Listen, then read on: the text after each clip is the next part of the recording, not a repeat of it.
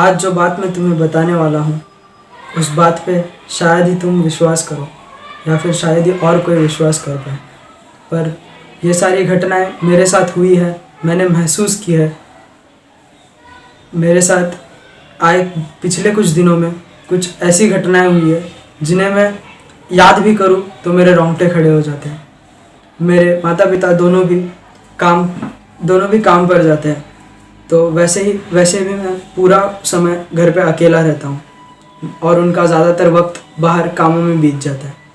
जैसे कि मैंने अपने घर में बहुत सारी अजीब अजीब घटनाएं महसूस की है, जैसे अपने सामान का यहाँ से वहाँ हिलना, अपने सामान अपने जगह पर ना होना, जहाँ मैं उसे छोड़ूँ अगले दिन वो मुझे कहीं और मिलते, और वो भी ताजुब की बात तब होती थी जब वो मुझे अपनी अलमारी में मिलने लगे। जैसे ही मैं कोई चीज़ें कहीं और रख दूँ और कहीं भी छोड़ दूँ, वो चीज़ें मुझे अपनी अलमारी में मिलती थी।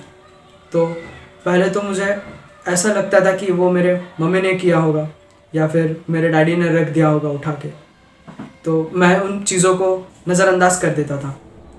छोटी मोटी बातों पर मैं इतना ध्यान नहीं दिया करता था। पर जब मैं एक दिन बाथरूम से अपने मुंह हाथ धो के बाहर निकला तो अचानक से मैंने ये नोटिस किया, नल से पानी टपकना शुरू हो गया। मैं बाहर आकर बैठा और फिर कुछ देर बाद मेरा फिर से ध्यान उस पानी टपकने की आवाज़ पे गया। मैं जब गया तो मैं हैरान हो गया कि नल तो मैंने बंद कर दिया था पर फिर भी वो चालू था। मैंने फिर से बंद कर दिया और जब मैं बाहर आके बैठा तो मैंने देखा कि उस नल में से फिर से पानी बहने लगा है और आवाज़ आने लगी थी। मैं थोड़ा सा डर गया।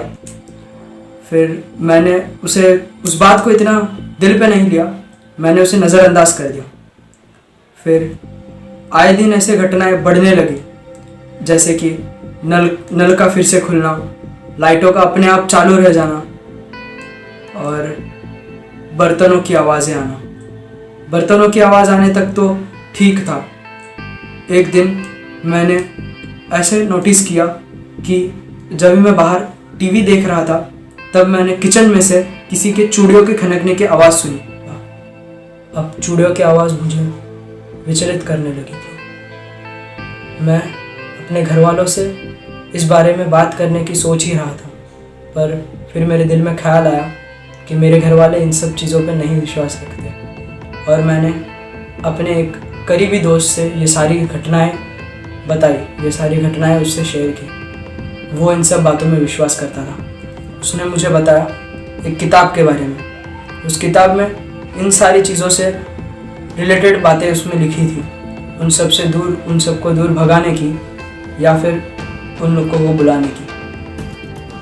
मैंने उस किताब में पहले तो मैंने ये सोचा कि ये सब करना क्या ठीक होगा अगर मुझसे कुछ भूल हो गई तो, पर इन सारी घटनाओं से मैं इतना परेशान हो चुका था कि मैंने एक बार सोच लिया कि क्यों ना एक बार हम लोग कोशिश करके देखें। मैंने उस प्रक्रिया को शुरू ही किया था, तभी किसी वजह से मुझे उस प्रक्रिया को आधा छोड़ देना पड़ा।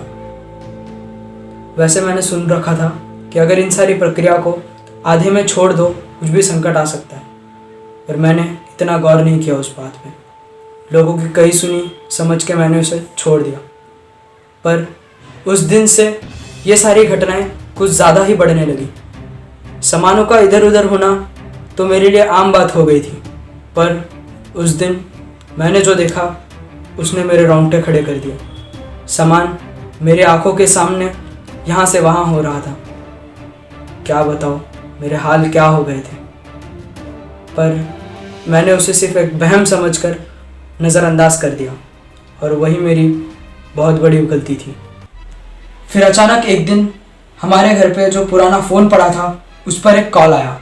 मैंने वो कॉल उठाया और आवाज़ सुनी तो आवाज़ कुछ अजीब सी थी, मुझे कुछ समझ में नहीं आया। और फिर बाद में मुझे ये ध्यान में आया कि वो फ़ोन तो सालों से बंद पड़ा था और उसकी लाइन भी डेड थी।